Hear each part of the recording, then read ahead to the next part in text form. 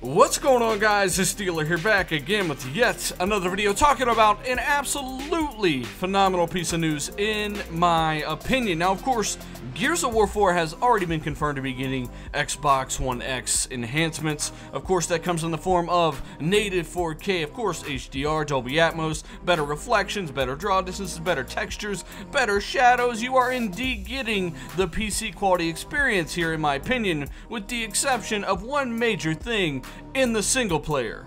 That was, of course, 60 frames per second. That was not an option in the single player. There was no lower resolution mode at a higher frame rate, but now there is. The Coalition have just confirmed that Gears of War 4 single player will now have the option to run at, I do believe, 1080p 60 frames per second with those other enhancements I had already listed. So, of course, now in this mode, you're getting 1080p 60 with, of course, better textures, draw distances, foliage, lighting, shadows, reflections, etc.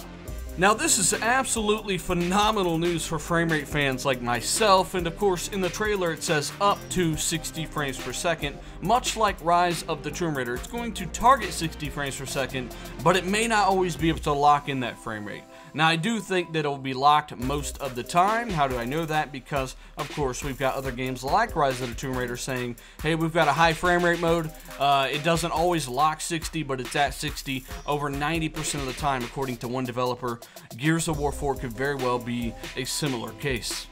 Now, people are going to wonder why it's not a locked 60 frames per second, and that's a very good question. Of course, it's not a GPU problem. The 6 teraflops number that you've heard is not the problem. They can always scale down resolution and assets. It is a CPU bottleneck, but of course, they are trying to get it up to and locked at 60 frames per second as often as possible.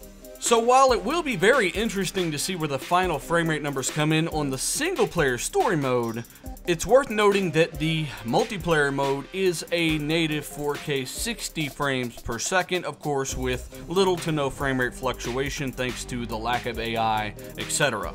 So if you're still here, let me know down below. Are you excited for this news? Are you a fan of frame rate? Are you going to play it in the resolution mode? What are you looking forward to the most? Of course, if you learned something today, you enjoyed the video, please hit that like button and share. It helps the channel quite a bit. And if you're into this kind of stuff, go ahead and subscribe for new uploads like this. I'm Dealer. Let me know what you guys think. I'm out.